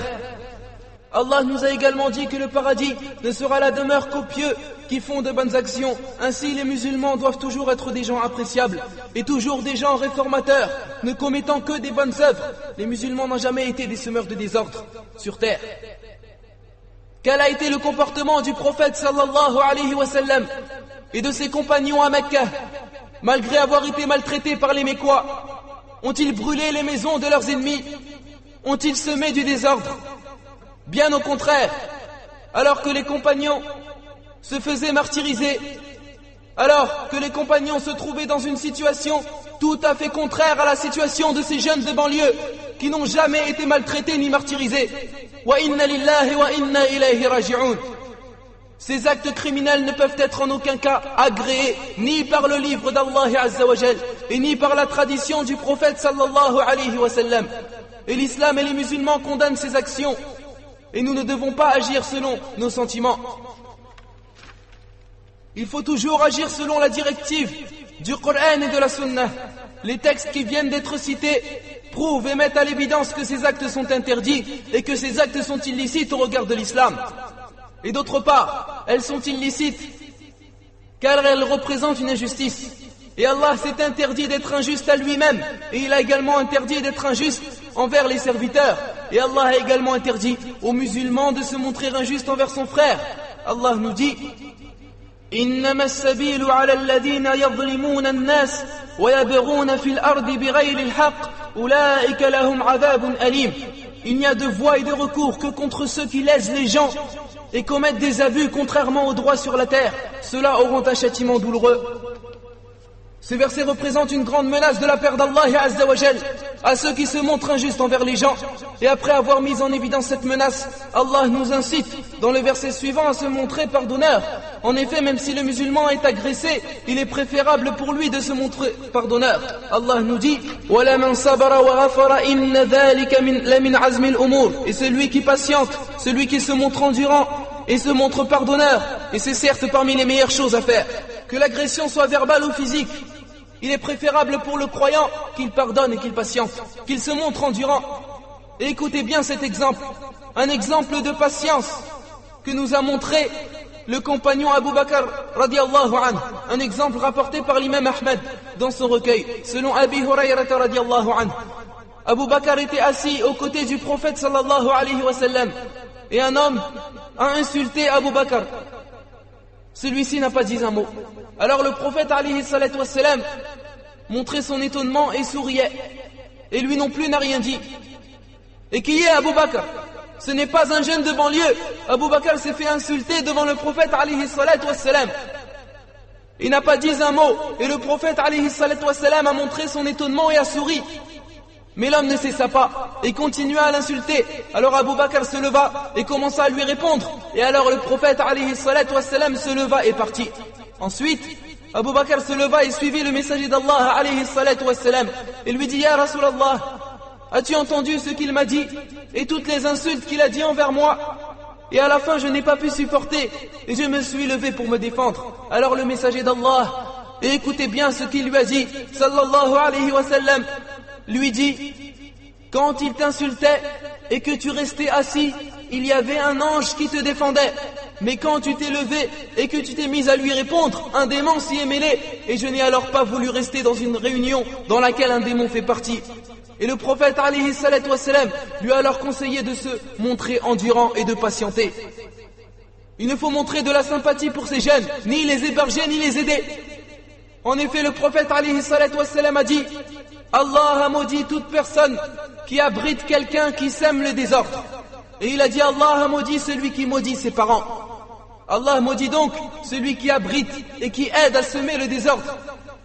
Et celui qui maudit ses parents, et les savants ont dit que celui qui maudit ses parents, c'est soit un enfant qui fait un acte qui provoque la malédiction envers ses parents, ou soit une personne qui maudit vraiment ses parents. La quatrième raison qui montre que ces actes sont illicites, le fait que ce soit et que ceci représente du gaspillage des biens qu'Allah nous a accordés, car ces biens font partie des offrandes d'Allah, et Allah nous a interdit de gaspiller les biens qu'il nous a attribués. Ces actions sont de même interdites, car elles représentent une injustice et une agression envers les biens, que ce soit d'un musulman ou que ce soit d'un non-musulman. Car Allah a interdit qu'on gaspille le bien qu'il nous a attribué, car tout ce qui a été détruit comme bien public, comme école ou bien comme bus, ces biens appartiennent à tout le monde. Même les musulmans y ont droit, et une fois que tous ces biens ont été gaspillés, qui va les rembourser? Tout le monde. Et cela ne fait pas partie de la sagesse de gaspiller le bien d'autrui. La cinquième raison qui condamne ces actions est le fait que ce soit des agressions envers les voisins, car les voitures qui ont été incendiées et qui se trouvent au-dessous des maisons de ces jeunes et des tours dans lesquelles ils habitent. Écoutez bien, ô vous les jeunes des cités, ce qu'Allah a décrété comme devoir envers le voisin, car le droit du voisin occupe une grande place dans cette religion. Allah a mis en association la bienfaisance envers le voisin avec le plus grand témoignage, celui qu'Allah est unique. Allah nous dit: وَاعْبُدُوا اللَّهَ وَلَا تُشْرِكُوا بِهِ شَيْئًا وَبِالْوَالِدَيْنِ إِحْسَانًا وَبِذِي الْقُرْبَى وَالْيَتَامَى وَالْمَسَاكِينِ وَالْجَارِ ذِي الْقُرْبَى وَالْجَارِ لِلْجُنُبِ وَالصَّاحِبِ بِالْجَنبِ وَبَنِي السَّبِيلِ وَمَا مَلَكَتْ أَيْمَانُكُمْ إِنَّ اللَّهَ لَا يُحِبُّ مَنْ كَانَ مُخْتَالًا فَخُورًا. Adorez Allah et ne lui donnez aucun associé, et agissez avec bonté envers vos pères et mères, les proches, les orphelins, les pauvres, le proche voisin et le voisin lointain, le collègue et le voyageur et les esclaves en votre possession, car Allah n'aime pas en vérité le présomptueux, l'arrogant. Et il a été rapporté dans les deux recueils authentiques de l'imam al-Bukhari et l'imam Muslim, selon Abi Hurayrata radiyallahu anhu, que le prophète alayhi salatu wassalam a dit: celui qui croit en Allah et au jour dernier, qu'il ne fasse pas de mal à son voisin. Et ici le hadith est général, il concerne aussi bien le voisin musulman que le voisin non musulman. Et dans une autre version de l'imam Muslim, le prophète sallallahu alayhi wa sallam a dit: celui qui croit en Allah et au jour dernier, qu'il se montre bienfaisant envers son voisin. Et il a été également rapporté dans les deux recueils authentiques selon Abi Hurayrata radiyallahu anhu que le prophète alayhi salatu wassalam a dit: Iwallah, il n'est pas croyant, Iwallah, il n'est pas croyant, Wallah, il n'est pas croyant. Et on lui demanda: qui est-ce, ya Rasulallah? C'est celui dont le voisin ne peut jamais être tranquille à son côté. Et dans ce hadith, lorsque le prophète alayhi salatu wassalam dit il n'est pas croyant, c'est-à-dire que sa croyance n'est pas entière, n'est pas complète. Le musulman doit ainsi représenter un symbole de paix et de bonté. Et il est interdit de montrer une image d'agression et de désordre, car Allah a dit: وَلَا تَعْتَدُوا إِنَّ اللَّهَ لَا يُحِبُّ الْمُعْتَدِينَ. Et ne transgressez pas, car Allah n'aime pas les transgresseurs. Et il a été rapporté par l'imam Ahmad selon Anas ibn Malik radiyallahu anhu que le prophète alayhi salatu wassalam a dit: la croyance du serviteur ne peut devenir droite que lorsque son cœur est droit. Puis il dit: وَالَّذِي نَفْسِي بِيَدِهِ, par celui qui tient mon âme dans sa main, ne rentrera au paradis que celui qui aura épargné à son voisin sa méchanceté. Et dans un autre hadith rapporté par l'imam Muslim, le prophète alayhi salatu wassalam a dit: le croyant est celui qui aura épargné le musulman d'une part avec sa langue et d'autre part avec sa main. Ô toi, le jeune de banlieue, accepterais-tu de faire partie de ceux contre qui le prophète sallallahu alayhi wa sallam a demandé le refuge auprès d'Allah azza wa jal? En effet, il a été rapporté par l'imam Ibn Hibban que le prophète sallallahu alayhi wa sallam a dit: ô Allah, je cherche refuge auprès de toi contre le mauvais voisin. Il a été rapporté dans le recueil d'Ibn Shaybah que le prophète alayhi salatu wa sallam a été informé qu'il y avait une femme qui priait la nuit et qui jeûnait le jour, mais qui faisait du mal à ses voisins, et jeûnait seulement avec sa langue. Elle priait toutes les nuits, et elle jeûnait tous les jours. Et lorsque le prophète alayhi salatu wassalam fut informé de son cas, il dit: elle ira en enfer. Et il fut informé d'un autre cas, le cas d'une femme qui ne se contentait que des prières obligatoires. Elle donnait du lait en aumône, et était bienfaisante envers ses voisins. Alors il dit alayhi salatu wassalam: elle ira au paradis. Alors si c'est lui qui passait sa nuit en prière, et si c'est lui qui passait ses jours en état de jeûne, mais qui se montrait injuste envers ses voisins, a été jugé par le prophète alayhi salatu wassalam comme allant en enfer, alors qu'en est-il, mes chers frères et sœurs, de celui qui n'accomplit même pas la prière et qui commet ce genre d'action? Il a été rapporté de même par l'imam at-Tirmidhi selon Ibn Amr radiyallahu anhu que le prophète alayhi salatu wassalam a dit: les meilleurs amis d'Allah sont les meilleurs parmi vous pour leurs amis, et les meilleurs voisins d'Allah sont les meilleurs parmi vous pour leurs voisins. Et il a été rapporté dans un hadith authentique selon Aïcha radiyallahu anha que le prophète alayhi salatu wassalam a dit: Jibril alayhi salam n'a pas cessé de me dire de prendre garde de mon voisin jusqu'à ce que j'ai cru qu'il allait lui accorder une partie dans mon héritage. Nous nous devons donc de défendre cette religion, car nous avons déjà entendu certains ennemis de l'islam commencer à attribuer ces actes à l'islam et aux musulmans. Il a été rapporté par l'imam Abu Daoud, selon Abdallah ibn Amr ibn al-As, radiallahu anhu, que celui-ci avait entendu qu'on avait égorgé une chèvre à son absence. Et alors à son retour, il demanda: avez-vous offert une part à mon voisin? Car j'ai entendu le prophète alayhi salatu wassalam dire que Jibril n'a pas cessé de lui dire de prendre garde de son voisin jusqu'à ce qu'il a cru qu'il allait lui accorder une partie dans son héritage. Et le prophète alayhi salatu wassalam a également habité à côté des Juifs à Médine, a accordé la paix et s'est montré bienfaisant envers eux. Et même ceux qui ont osé déposer des ordures devant sa maison, il alla visiter l'agonisant parmi eux qui se convertit. Ces actes commis ne résoudront aucun problème, mes chers frères et sœurs, et ils n'entraîneront que des problèmes sociaux, car la violence ne peut engendrer que de la violence. Le prophète alayhi salatu wassalam a dit: chaque affaire ayant été traitée avec douceur peut être sûrement combinée, mais chaque affaire traitée avec violence ne peut qu'être altérée. Et le prophète sallallahu alayhi wa sallam a dit: soyez doux, car Allah accorde pour la douceur ceux qu'il n'accorde pas pour la dureté. Et Allah nous dit également: وَلَا تَعْتَدُوا إِنَّ اللَّهَ لَا يُحِبُّ الْمُعْتَدِينَ. Et ne transgressez pas, certes Allah n'aime pas les transgresseurs. Je demande à Allah qu'il guide ces jeunes de banlieue.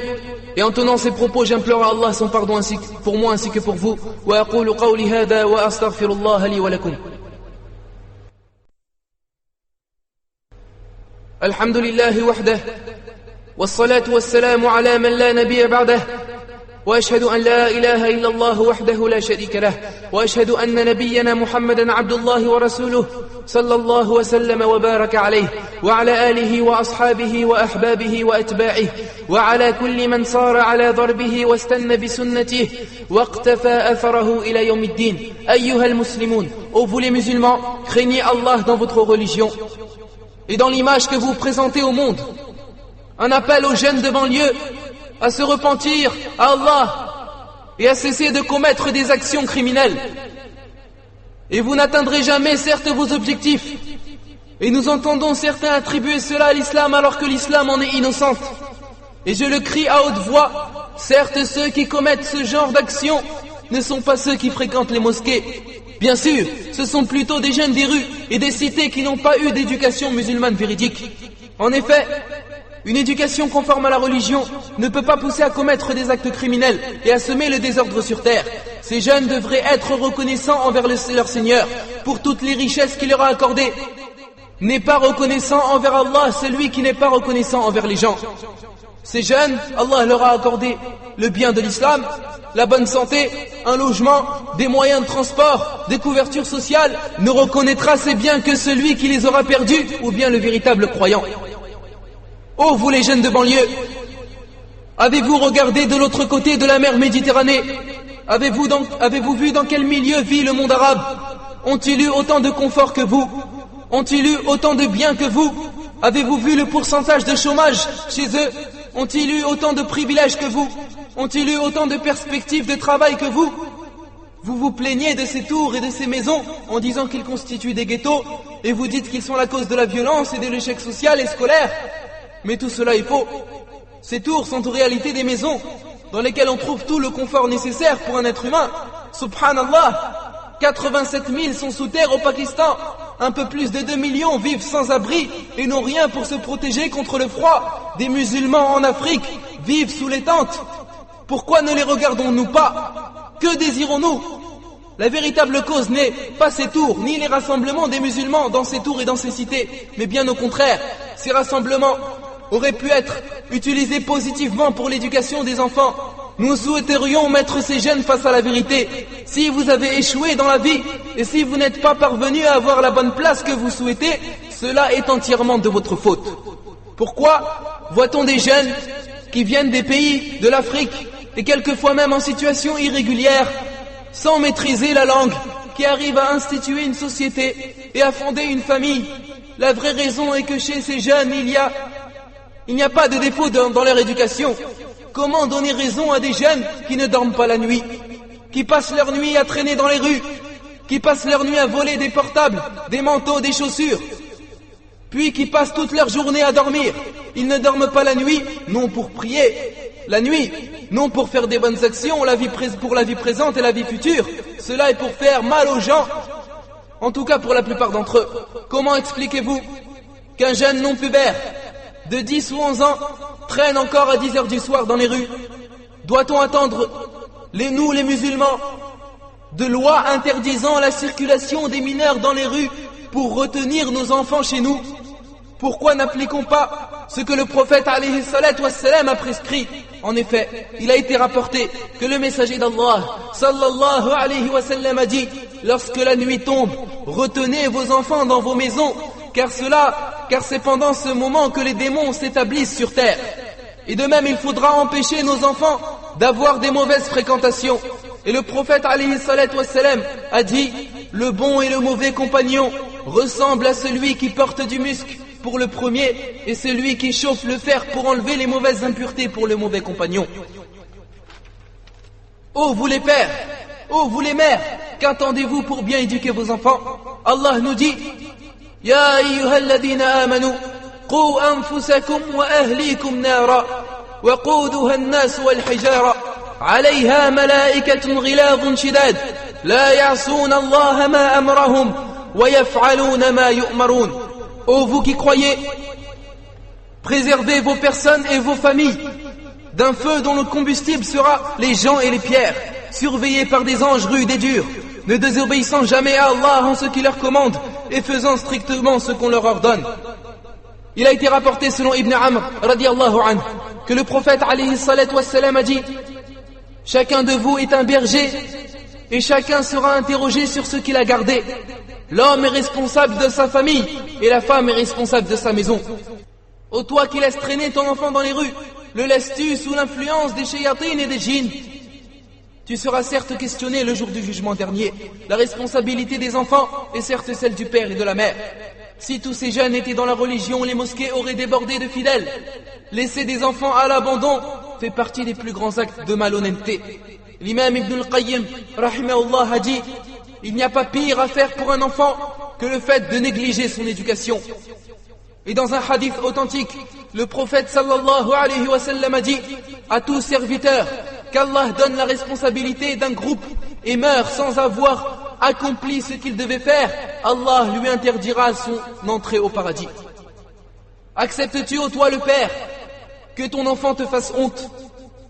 Craignez Allah en ce qui concerne vos enfants. Ne les laissez pas livrés à eux-mêmes. Et essayez de leur éviter des mauvaises fréquentations. En effet, ceci est une très grande responsabilité pour nous tous, jeunes et vieux. Et il faudra que tout le monde revienne à l'enseignement de cette religion et qu'ils préservent leur identité. Il faudra qu'ils fassent en sorte d'être envers le monde entier des gens bons et des gens croyants et des gens de bon comportement et des gens qui respectent le voisinage et des gens bienfaisants envers nos parents et des gens qui aident les nécessiteux. Et c'est pour cela que lorsque le prophète alayhi salatu wassalam revint de la grotte Hira, la première fois qu'il eut la révélation, il était tout tremblant et il avait eu peur. Khadija radiyallahu anha lui dit: Allah ne te décevra jamais, car tu es quelqu'un qui apporte son soutien à ceux qui en ont besoin et tu es quelqu'un qui réserve toujours un bon accueil à l'autre et défend les personnes envers qui on s'est montré injuste. Et les savants en ont conclu qu'Allah ne déçoit jamais une personne qui a rempli ces trois conditions. Sommes-nous sur cette morale? Nous demandons à Allah qu'il améliore notre morale et notre comportement. Ayyuha shabab, ô vous les jeunes, je vous demande de vous repentir et de cesser de commettre ces actions qui ne sont point agréées par Allah Azza wa Jal. Et il a été rapporté par l'imam Muslim que le prophète alayhi salatu wassalam a dit: Allah agrée trois actions: l'adorer lui seul, ne pas l'associer et s'accrocher à la corde solide d'Allah tous unis. Et Allah déteste pour vous trois actions: beaucoup discuter, poser beaucoup de questions et gaspiller de l'argent. Et ces actions entraînent le gaspillage de l'argent. Et sachez que le repentir de ces actions exige une chose importante: dédommager tout ce qu'ils ont incendié et détruit, En effet, dans la religion, le repentir ne suffit pas. S'il veut qu'Allah agrée ce repentir, il devra effacer ce qu'il a détruit. On appelle donc les jeunes de banlieue à revenir à la raison, à revenir à la religion d'Allah Jalla wa Ala, et à revenir dans les maisons d'Allah. Et je demande à Allah, par ses noms parfaits et ses attributs, qu'il fasse de nous des gens qui tiennent l'écoute à la parole et qui suivent ce qu'elle contient de meilleur. Ulaika alladhina hadahumullah wa ulaika humul ulul albab.